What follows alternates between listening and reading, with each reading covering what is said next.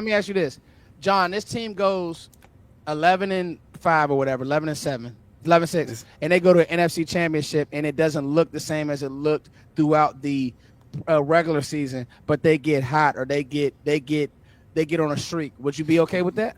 Oh, yeah. I mean, everybody would. Also, in that scenario, then I'm already excited because for that to happen, then they clearly drafted Ashton Genty. So I'm on board. Yeah. Fun. Yeah.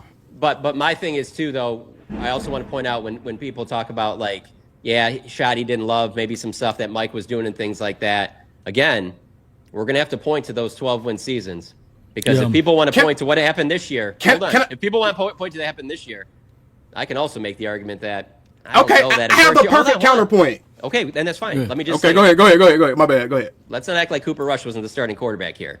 So when things like this happen and you lose your starting quarterback, like in 2020, like this year, there's a thing called damage control that sets in. It's no more, hey, let's do the fun plays for CD. It's, wow, we got to really tighten this thing up. Because our starting quarterback for the rest of the season is Cooper Rush. So you don't get to do all the fun stuff anymore because you're kind of right up against it. So that's the only reason why I push back a little bit about, because I'll be the first to tell you, that offense was not fun to watch at all. And it hasn't been for a while. Like, there's just nothing innovative. One of the things I like to see is there's a lot of these other coordinators, even if they aren't from the Shanahan tree or whatever tree, you can tell that they watch other teams play, whether it be college or whatever, and try and bring things in. Andy Reid does it all the time. He'll do stuff, you're like, damn, where did Andy get that one from? And he'll say later on, or Sean McVay, that like, I got that from watching this Purdue game 3 years ago or whatever like that.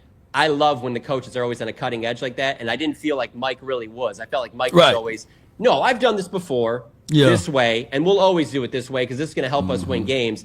And I think that got stale, and that's why I think it's time to go in another direction. And so we just got to AOC's point. I'm about to say, hold on, man. I think that what he was saying. Go ahead. I'm not disagreeing with what he's saying. I'm saying that these are we can't say these results didn't happen. With Brian, we're projecting. We don't know that. Okay, I have something I want to throw out there. Because this has been a working theory, bro. And the more I hear these guys talk, especially with the DeMarvion Overshown interview, I believe it more and more, bro.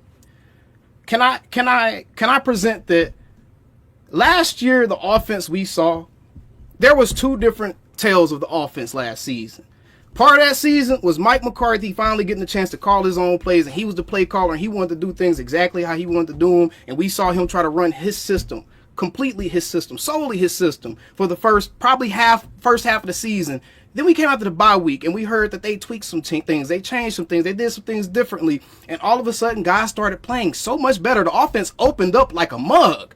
And then we get to this season, and we go back to the same like literally, it was almost identical to what we were doing at the beginning of last season.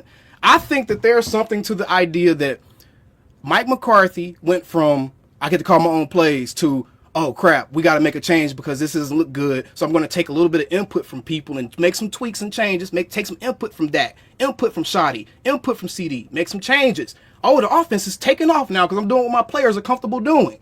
And then we get to next season. Mike knows this is his contract season. He knows that the success or failure falls completely on his shoulder. So what he's going to do, go out on his own shield. He said, the hell with Shoddy's input, the hell with Dak's input. We're running the offense I want to run. If I'm going to lose my job, I'm going to lose my job running my offense. And I think that's what we saw with this season. I think that's why we saw the offense look so much worse than what it started to look at the end of last season. And that's just me. I think that Shoddy, and I think Mike was such an insecure wreck walking around there, having multiple coaches who were viable to take their jobs, looking over his shoulders, that he let his pride coach this last season. That's what I think.